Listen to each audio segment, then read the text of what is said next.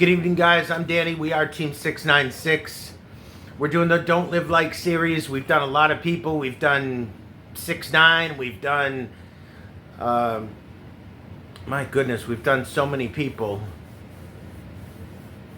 We did Ice Spice. We've done so many. I'm not going to try to remember them, but we're probably like maybe 8 or 9 people now that we've done a video series on, or a video on in the series. Tonight we're doing Stockton Rush and Ocean Gate. So the title of this is going to be Don't Live Like Stockton Rush of Ocean Gate. If you guys remember, back in 2023, Stockton took 4 other people in a homemade experimental sub down to view the Titanic, and they never came up. There are a lot of things about that situation and what happened in that situation that have been misrepresented. They have been,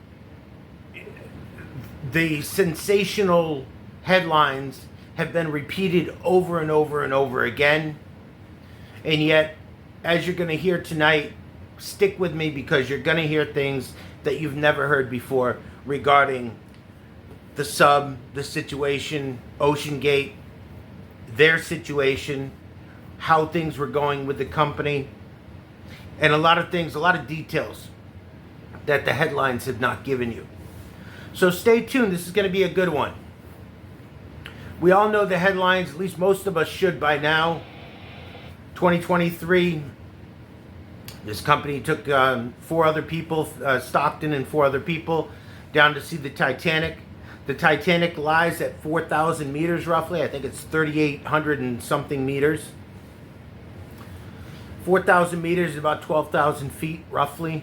So you're looking over 2 miles down. It's a long ways down. It is a extremely hostile environment. It is basically like being in outer space. Basically like, you know, yeah, in outer space. It's hostile. There's no way you can survive unless, you know, not even like in a pressure suit, a diving suit or something like that. You have to be at that depth. You have to be actually in one of these super high strength, usually they are spherical. The actual whole sub can be shaped pretty much any way they want. They've made ones, the Russians had the Mir subs, which were they're very famous because they were the first subs to go down there and actually carry people down to the Titanic. Those were kind of almost like blimp shaped, but the actual passenger compartment was a sphere, because obviously you take two, a ball, 2 halves of a ball, put it together and join it, and you can't get much more, much stronger of a shape. You know, if you think about how an arch works, an arch of stone or whatever, and how you build it up to the top, and how just by that shape alone,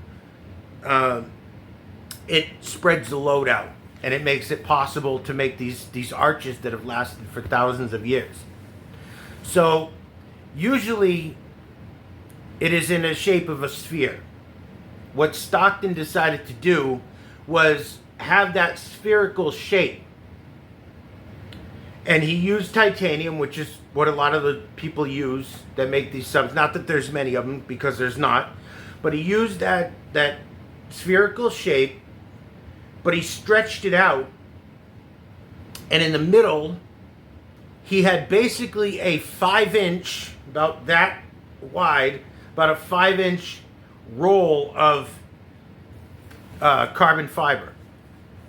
Carbon fiber is super light, stronger than steel. It is, pound for pound. So it is super light, pound for pound, stronger than steel. And it has been very successful for use in aviation. Airplanes use it. A lot of different things. A lot of different high altitude uses for carbon fiber. Just like cars, supercars use it because it is super light, super strong. They can make like a monocoque construction. They almost do the same thing as what he was trying to do. They kind of do that with supercars, but they make it in the shape of where the two people sit. So let me just move on because I don't want to bore you or talk about things that don't make sense for this project. So basically, the business model was Stockton Rush and this guy named Guillermo formed the company. I think it was 2009. It might have been 2011. It really doesn't matter. Mid 2010s, they formed this company, and at the time, they didn't have a sub. They just saw that there was a hole in the market. Basically, they were both entrepreneurs. The word entrepreneur basically comes from the idea of you see, the meaning is you see a hole in the market that is not being, that is either not being fulfilled in a way that the market is full. So in other words, there's a hole in the market. There's room for innovation and to do new things and for growth within that dynamic. So they get together, they buy a sub called Antipodes. Now, Antipodes is a small sub. From what I understand, it only held one person, and I could be wrong on that, but I know the pilot had to lay down prone position and to be able to control the sub, and there was like a window in front of them that they would look out of. And I believe it was only a one-person sub. There might have been room in the back for a second person. I'm not sure. That sub, I think, only went to about maybe 125 meters or something. It wasn't very deep. It didn't go very deep. So they decided, he came on this idea of the carbon fiber thing, which, by the way, there is no carbon fiber submersible that has ever been certified by the Coast Guard, by the Navy, by any certifying agency, because it is really not great for underwater use. Carbon fiber is great when the pressure is going out. Carbon fiber is not so great when the pressure is going in. So a lot of people warned Stockton. A lot of people that are in the underwater submersible industry, big players, warned Stockton. They said, this is not the right material. There is a reason why it is not used. Please be careful with what you're doing. You're heading for some real danger. So long story short, let me just jump ahead here.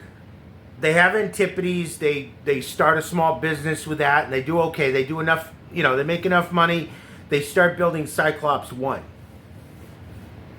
Cyclops 1 was basically the same as Titan. Titan was the one that imploded down with the Titanic.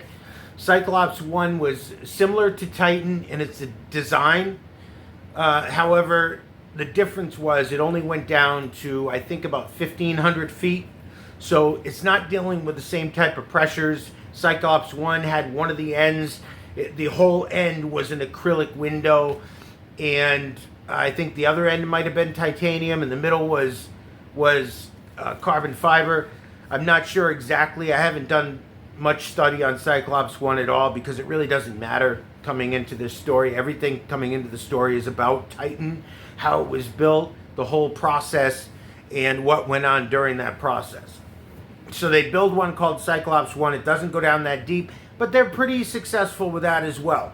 They get enough people doing research, enough universities, enough research agencies that they get enough business to basically make it work. And so Cyclops 1 does a lot of different kind of, not, I want to say low altitude, but, kind of semi medium depth type of work. You know, between 500 feet, maybe 1,000 feet, I think is most of what they did with Cyclops 1. Again, it doesn't make a huge difference for the story. So after they did Cyclops 1, they started work on Titan. Now, Titan was named Cyclops 2 at first. It wasn't even called Titan. They called it Titan way later on. I'm going to get to some points now. This is where it starts to get good. This is where I'm going to get to some points that you probably haven't heard before, or it has definitely not been in the official narrative of the story. First of all, Ocean Gate was broke.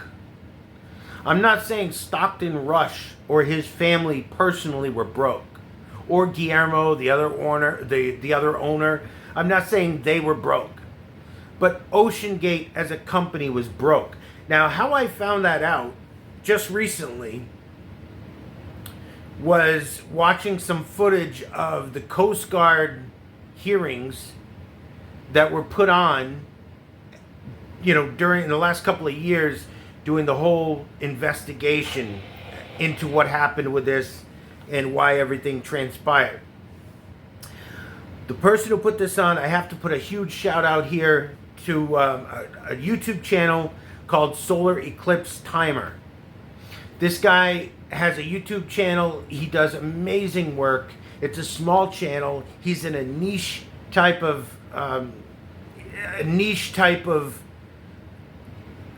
basically what his work that he does. It's a niche type of interest. So what he does is he photographs and helps people understand how to photograph solar eclipse and how to time them, and basically get the photographs where you get the whole eclipse, where it goes all the way across, where you get, you know, it starts out as a dot, and then it goes to a crescent, and then eventually you get the whole eclipse, and then he goes all the way down to the other side. And he basically shows other people how to do that and how to photograph these things. But he's also interested in engineering failures, and that's why he started uploading things about videos regarding Ocean Gate. If you haven't watched him, go over there. Solar Eclipse Timer is the name of the channel. You got to see it. I'm telling you, this guy does a great job. Unbelievable. He puts great work into it, great editing.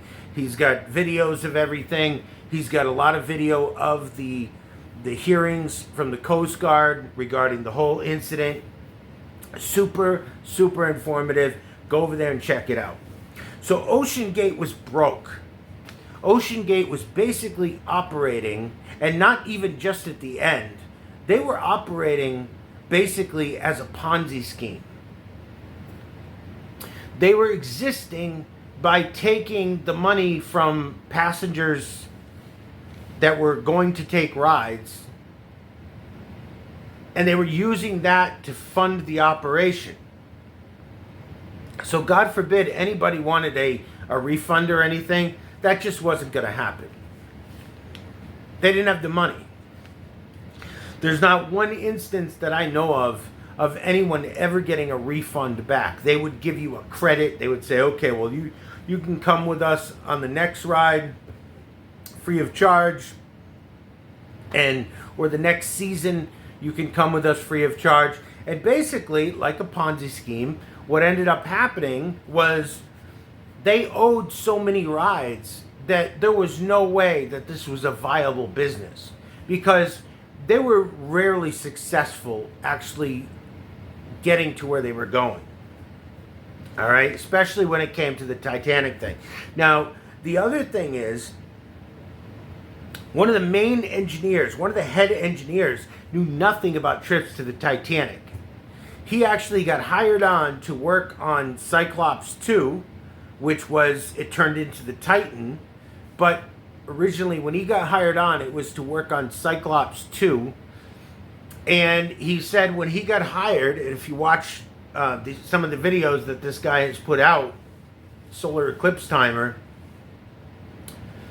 you can see in the Coast Guard hearing where he actually says, I knew nothing about any trips to the Titanic. I never knew when I got hired that was the goal I was only hired on to help design this and to help to engineer Cyclops 2 for deep diving exploration. So the more that I look into this, the more it's kind of come out that by the time they got to the whole situation of diving the Titanic, they were really grasping at straws. Like, by the time they were going to, I think 2021 or 2019, I don't know, it was 19 or 21 was one of the first dives they ever did to the Titanic. And when they first advertised trips to the Titanic, they didn't even have a hull done yet. The submersible hull wasn't even done yet. The first hull that they did, they basically, what happened is, I'm sure anybody who's seen anything on Titan has seen how they made it. How they wrapped, it was a big, huge metal reel, and then they wrapped titanium, they wrapped carbon fiber around that. They weaved it around, and they were even told by people, I think Boeing told them, to make it any type of real strength. You have to wind it not only this way, but you have to do a 45-degree weave the whole way as well, and then do a 45-degree weave the other way as well, and then weave it on top of that. Well, they never did the 45-degree weave. There was so many different steps that they didn't do because they, quite frankly, didn't have the money. And again, they were using money that they had been paid for past trips to make this new hull. The first hull that they made for Cyclops 2, which became Titan, that hull had to be, it was destroyed. They did some test dives, and basically that hull started delaminating or falling apart, basically. And the thing about carbon fiber is, steel you can bend. If steel comes to its before it ever gets to its breaking point, it will bend. It has a certain elasticity to it. Carbon fiber just doesn't have that. Okay, you bend carbon fiber, and it gets to a certain point, and it's like wood. If you take a 2x4 and you bend it in a vise and you get it to a certain point, it will just catastrophically fail and have all these splinters. And that is basically what carbon fiber does too. It has the same type of reaction. So there is, like, they had I'm sorry, I'm sweating like a pig, like usual. We have a huge snowstorm where I live, by the way, and I have been out all day cleaning up snow, and it rained on top of that, and now it's freezing, and it's freezing rain outside. So I've been outside most of the day, and I'm struggling here, but I'm going to keep going. It's been a rough day. But anyways, so it doesn't have like an elasticity. It has a certain elasticity, but when it reaches a certain point, it's ultimate failure. And that's basically what happened. And it happened to the first hull. The first hull started, so he designed, I'm sorry, I'm getting ahead of myself. I started to say it, then I went off on a tangent. So he designed this system that he was all proud about that had all these sensors that basically if the hull started to fail, it would set off this warning system that would warn him supposedly with enough time that they could start to ascend, take the pressure off, whatever. That's just not the case, because you either you're okay or you're not. There's not a whole lot of area in between being okay and not being okay, because so by the time those sensors went off, you were already in a lot of trouble. So Ocean Gate was broke. It was never a viable business. The head engineer knew nothing about Titanic trips. The Titanic trips are basically just a Hail Mary at the end, because, you know, extreme tourism is big money. So how can you, obviously a school or a research company is not going to pay you $250,000 a person to go down for dives. So he latched on to the one thing in the ocean that people, it would reach a worldwide audience. There are people from all over the world that are extremely interested in Titanic or strikes a chord or whatever. Obviously, James Cameron, who I didn't realize how big he was into deep diving and submersibles. He did the Challenger Deep dive where he built his own submersible. Again, it was one where he was in a not a cylindrical object, but a spherical object. He was in a spherical chamber, and his was actually like straight up and down. It really looked weird, but he went to Challenger Deep and went all the way to the bottom. I think he went to 30,000 feet or something crazy like that. I mean, it was unreal. So 35,000. It was very deep where he went. So James Cameron is an expert in this. He's come out afterwards, after this whole thing, and said that the whole search and rescue situation that happened, where they were, it was top story I remember like it was yesterday. It was the top story in the news, how they had so much oxygen and they were just looking for the craft, and as soon as they found it, they'd open it up and everybody would be fine. And he came out and said, hey, most of us in the industry that really know what we're talking about when it comes to submersibles knew that search and rescue was for nothing. That was for naught. They were not alive. It was a catastrophic failure. And of course, now it's come out that the Navy knew that there was a catastrophic failure. They heard it. We have very sophisticated microphones under the water in the sea that monitor everything that's going on. They monitor animals. They monitor military traffic. They monitor our own military. They monitor other militaries. They monitor big fishing vessels. They have acoustics under the water that they can basically read like a person who can read lips, like a person who's hard of hearing can read lips. They can read these graphs, these sound wave graphs, just like that. And they can basically tell you, okay, that's a whale, that's an implosion, that's something else. So even when they were talking about on the news that they were getting banging at a regular interval, that was all, it was just part of the hyping up the story. That honestly what those sounds were, from what people can tell now, is it was actually sounds that came from the actual Titanic. And I guess it's very common to hear rhythmic banging sounds with certain currents that come along, because they said, oh, this banging, it's rhythmic, and it's coming every half hour, and it's, so it must be a person doing it. And I guess now it's come out that the military has said, no, we hear that all the time. It's normal as different currents go by these wrecks, especially Titanic being so big, and some of the other big ones where there's metal against metal, different currents will come and it will create a rhythmic banging. And so that's basically what was going on. That was never the people in the sub. The sub was completely imploded from the time that they lost communication onward. One thing I thought that was very interesting is that Ocean Gate was in such dire financial straits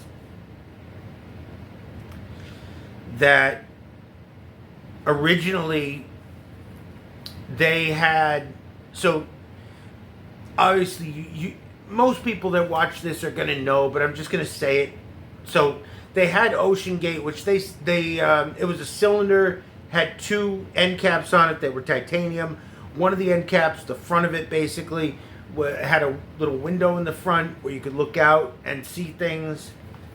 I think they only had one or two dives that were successful, that they actually were able to fly around the Titanic and people look out the window and see it. Other than that, it was basically a catastrophe. Even dives that made it down to the wreck, which were few and far between, they really didn't get that awesome experience of flying around it and all lit up and get to see it really well and stuff. And they were charging $250,000 a ticket. Now, right before the last dive, Stockton, they were having such a hard time selling tickets that he was calling people, trying to get people to go for 150,000. And at the last minute, he found, what was his name? Shahzada Dawood and his son Suleiman at the last minute, and they paid full price. But before they were going to go, there was another father and son team that likes to do this extreme tourism, and they have a lot of money. Money's not an issue, and they were concerned with safety. And they told Stockton, no, we don't feel comfortable with this. We don't feel safe. And he went back to them with a much lower price. He said, you can have the tickets for $150,000. And they said, hey, dude, basically, the money's not the issue, okay? We have the money. The money's not the problem. We don't want to go into something that we may not come back from. So I thought it was interesting. Now, to give you an idea of how broke they were perpetuating so many lies. Ocean Gate was. Okay, they were telling people they were going to give them a discount because they had different things that they were saying as to why they were giving a discount. Of course, it was because they were broke, they were desperate, and they were trying to fill seats. And quite honestly, because of so many failed attempts, they didn't have a lot of people banging down Ocean Gate's doors or ringing the phone off the hook trying to take rides in this thing. So much was said about how they used an Xbox controller and lights from Camper World. That was some of the headline stuff that I said I was going to go into different areas. It's really not a big deal. What you use for lights inside of the thing, yes, you should use good quality materials, but so what? So one source of light goes out. There were still computer screens. There were other sources of light besides these little lights from Camper World that everybody made a big deal. All the major networks made a big deal about. The Xbox controller, while I don't think it was a great idea that they used simple off-the-shelf, as far as I know, they used these simple basic ones from Logitech that are just off the shelf that you can buy for probably $20 or less maybe. I think they should have probably had a better engineered one. However, the idea of using a game controller is not new. The military does it all the time. They use it for in their submarines. They use game controllers like Xbox style controllers to control weapon systems, to control all kinds of things. So I don't have any problem with the idea of using game controllers to control it, and having the lighting inside be from Camper World. I don't think using off the shelf parts for that was an issue. I think there were so many other issues that were much more important. So this was how screwed they are, and I'll leave you with this pretty much. This is gonna be the last thing, and we'll close out.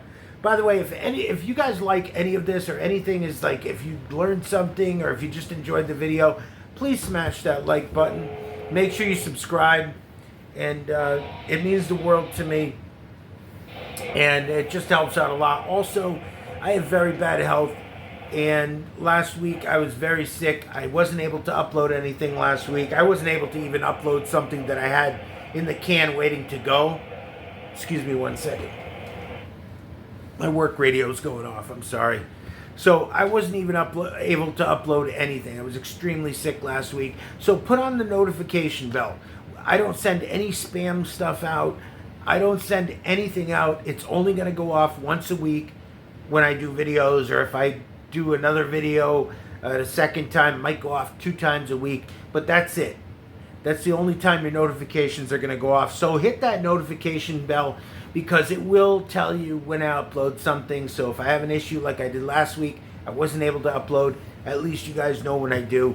So smash that like button, share this video with people, make sure you subscribe, hit the notification bell. And so they were so broke at the end that they were using basically this cylinder, which was the Titan. It was on a launch platform, and it had 4 air tanks, one on each corner. And what they would do originally is they used a huge ship called the Arctic Horizon, I think. And it was one of these big icebreakers that basically looked like a huge, like almost like a whale in the front. Like it was this huge, massive front end. And then in the back, it had all the living quarters and everything on the front. Now in the back, it was all open, and it had like a very low deck in the back, and then in the back, like on the sides, and the back of it was no deck. It was just a flat deck, and there was no back at all. Like there was no transom on the back above the water line. It was just open basically, and it had these ramps that would flip out, and they would roll this thing off the back, this platform that had the Titan on it. And then they would sink. They would use the air tanks. I think they would fill them up with water. Somehow they would ballast the situation. They would sink it down a few meters below the surface. Then they would detach the Titan from that, and it would go on its ride. Well, they were so broke at the end. They couldn't afford to get the Arctic Horizon. They couldn't afford to charter it. It was too much money. So they were that broke. They were so broke, in fact, and watch the videos from Solar Eclipse Timer, because you will see where Stockton had to, under the guise of investing money into the company, he had to actually write checks to the company to cover payroll. That's how broke they were. So instead of having the Arctic Horizon with this super nice big flat ramp in the back that they would just kind of roll it off of into the ocean, and it would protect it on the way out to the sea, because you're looking at 400 nautical miles. They would take off from, I think it's New Zealand, or I'm not sure exactly where they were, somewhere in Canada or near Canada is where they would take off from the mainland, and then go out. It's 400 nautical miles to get to where the Titanic sunk. That's a long way, and there's a lot of bad weather. There's only a few short weather windows a year. That was another part of, how the business model was so bad, because it wasn't a business that could be done year round or even a big long season.